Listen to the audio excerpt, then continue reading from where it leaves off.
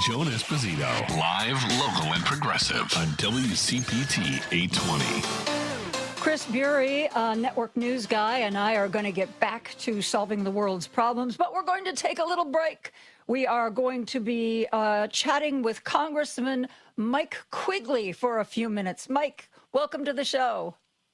Good to be back. Thank you. It was good to have you here. Okay, let's start with Iran. Is it true that we may bomb Oman because Trump's mad at them because they haven't sealed the deal? I mean, seriously? Yeah, this is as bad as it gets. We have a president desperate, lost, seemingly spiraling incoherently, and honestly, I don't know where his checks are.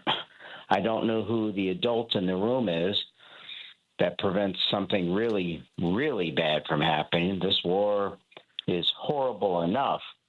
Yeah, it's not just this idle threat, perhaps, of bombing Oman, but it's also just earlier we read that he's now saying nice things about North Korea, reducing assistance and involvement with South Korea, seemingly forgetting that North Korea's missiles are aimed to the south and trying to aim toward us.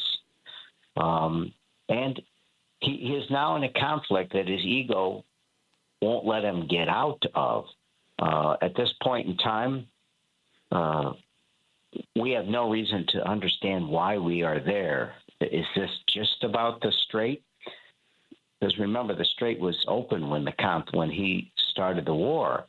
This was about freeing the Iranian people, as he said on the night it began? Not so much. Is it about getting a nuclear deal?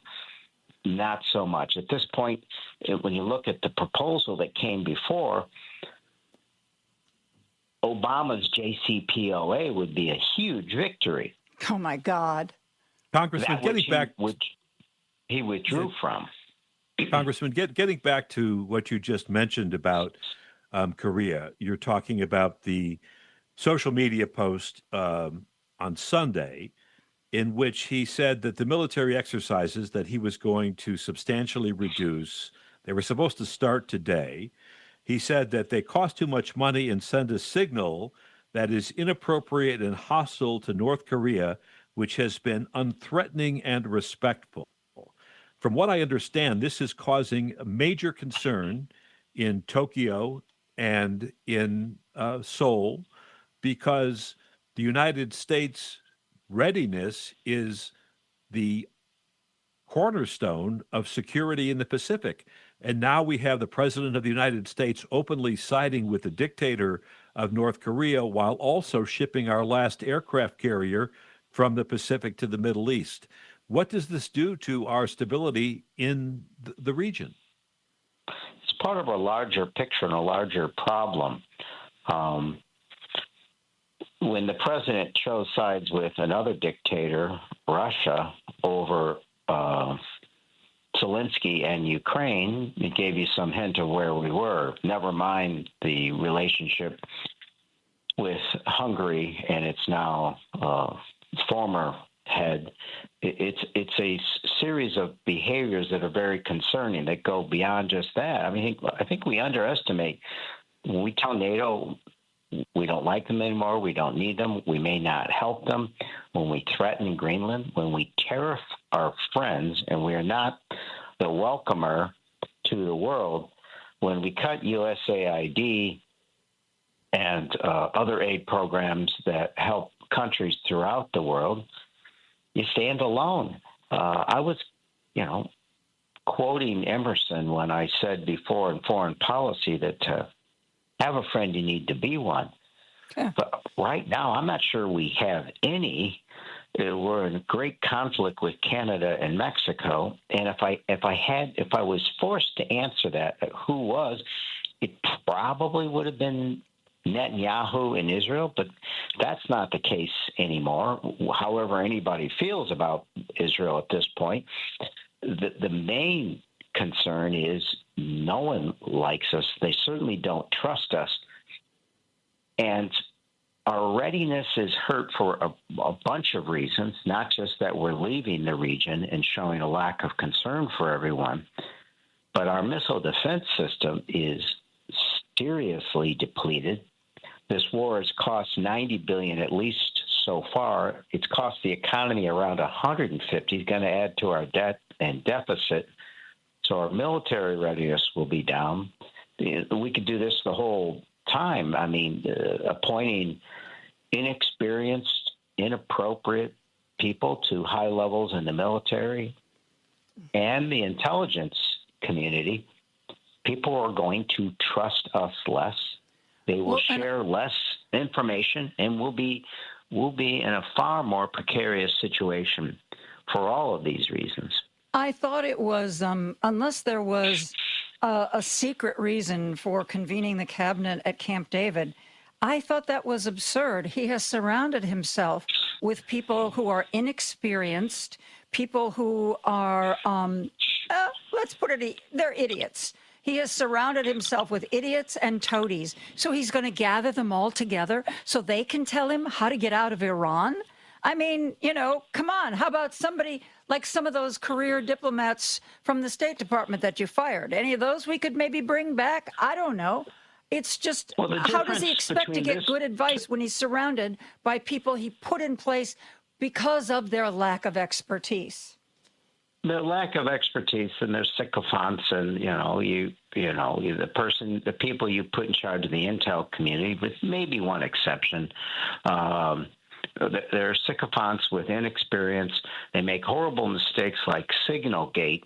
It sends a message to the rest of the world. They're not going to trust us with the most sensitive information because that puts them at risk. So now we're in a far worse situation because of all that. And clearly, when the president treats the war in Ukraine as a moral equivalency, sees our readiness fall in the manner that it has, cost to our economy, they sense this. They sense this weakness. And for Putin understands one thing, and that's strength. And at this point in time, that strength from Trump hasn't been directed at all toward helping Ukraine. This sets up a picture where, when you contrast it with first Trump term, General Mattis, he was seen as a pretty far-right extreme. But he pushed back on Trump. Mad Dog Mattis, but he pushed back on Trump. He said things like, if you cut our aid, foreign aid to other countries, you better buy me more bullets. Mm-hmm. But most of his top military folks, with a few exceptions, pushed back when it was time. I don't know who does that, and it's really scary at this point. And I would say this, in the first Trump administration, the briefings I got on the Intel Committee at least continued. I felt like we got most of what we needed. I trusted most of it. Gina Haspel hung on there as CIA director, and she was experienced in quality. She wanted to quit, but they begged her not to, for reasons we now witness, that if she would have left, someone crazy would go in. So it's an overall frightening picture. And I don't believe, and I've been in my 10th year on the committee where you're supposed to get briefed on everything.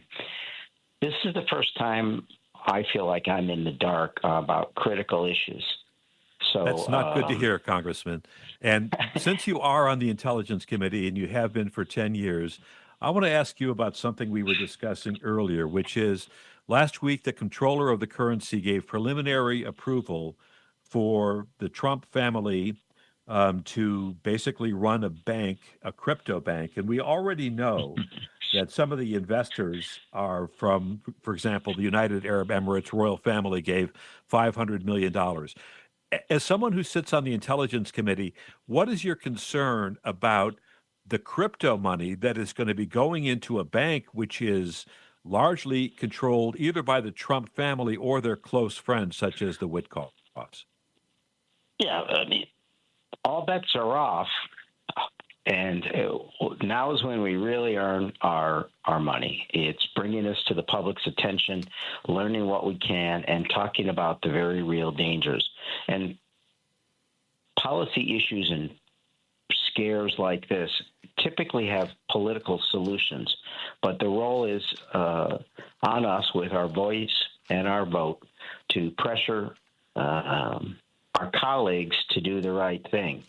You know, the lesson we learned from Putin and from Hungary and for other leaders, tyrants in the world is it is very possible for someone to get elected in a democracy, legally elected, and then turn the tools of democracy against itself to bring it down. So this is all part of that. And the fact is we got an election that I think we would win if it was fair and square. That's a story for another time. But we are all going to have to be as involved as possible. Everything's on the table now. Our fragile little experiment in democracy, our economy is at risk because I am concerned that our stock market, for example, hasn't caught up with the reality of the situation, that the strait is not open, and that's going to make everything more expensive. The maritime routes beyond that are at risk because of the Houthis and other issues. So I think we're in a time when the economy could pretty dramatically falter, and we have a president who would be going in the opposite direction. Because as you know, he campaigned on ending inflation and no more forever wars. He has no way out of this war other than one I don't think his ego will let him do. So I voted 5 times now to end this war. When we get back, my Republican colleagues have to go beyond a handful of them stepping up. Their country is at risk. That's more important than the retribution they would get from this untendered president.